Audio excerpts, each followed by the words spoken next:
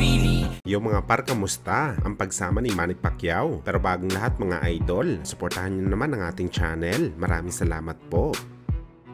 So matapos nga po magtipon-tipon ng mga legend ng boxing sports sa Riyadh, Saudi Arabia, at kabilang nga sa dumalo dito mga idol, ang ating pambansang kamao Manny Pacquiao, kung saan kagaya sa ina-expect natin mga idol, pinagkaguluhan na naman ang Pinoy legend doon. Hindi lang mga kapwa nito legendary fighter, pati na rin mismo ang mga Arab fans. Bagamat hindi lang pala ito mga idol ang magandang balita na nangyari kay Boss Manny, dahil napag-alaman po natin mga idol na may natanggap pala si Pacman ng parangal galing sa World Boxing Council bilang isa sa mga greatest legend ng nilang sanctioning bodies. Ibig sabihin nito mga idol, posible may ilagay ang mukha ni Manny Pacquiao sa WBC belt. Isang malaking pagkilala ito mga idol para sa Pinoy legend. Pili lang kasi mga idol ang tao na nilalagay ang imahe sa green at gold title belt. Kung matatandaan nyo mga idol, na nauna na po binigyan ng parangal ang mortal na karibal ni Pacman na si Mayweather Jr. Isang taon bago ito magretero sa boxing sports. Halos 5 years na nakakabit ang mukha ni Floyd sa WBC. At ngayon mga idol, dalawa na sila ni Pacman, ang level legend na mukha ng WBC belt. Well, nagpapahiwatig lang talaga ito mga idol na ibang klase talagang guts ni Pacman at Floyd bilang isang legendary boxer sa sports ng suntukan.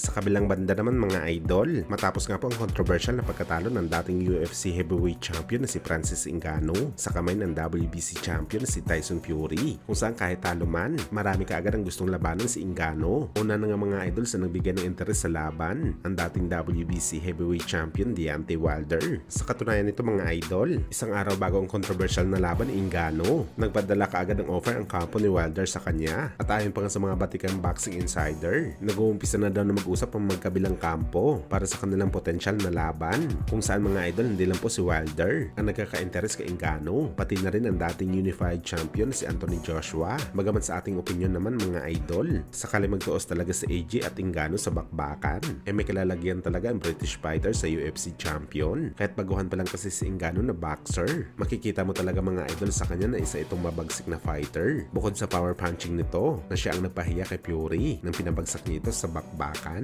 meron din ito mga idol matibay na panga sa laban. Hindi mo talaga basta-basta mapapatumba si Ngannou sa isang power shot lamang. Hindi nga siya nasaktan ni Fury na kinikilala na isang power puncher sa heavyweight, si Joshua pa kaya. Sa katunayan nito mga idol, kahit dinaan pa ni Fury sa pasimpleng daya si Ngannou, kung saan sinuntok niya ito ng kanyang siko sa muka. Yung talagang full force talaga na pagsiko. Hindi man lang nayanig ang tubong Aprika. Imagine mga idol kung gaano katibay ang muka nitong si Ngannou. Akala mo parang sementong sinuntok ni Fury mga idol. Parang nayanig pa yata ang siko ni Fury sa tigas na mukha ng UFC fighter. Kung mga ibang heavyweight fighter lamang ang natamaan ito, siguradong tulog ito sa lona. Dito natin masasabi mga idol na kaya talaga makipag-compete ni Ngannou sa highest level na competition sa boxing sports.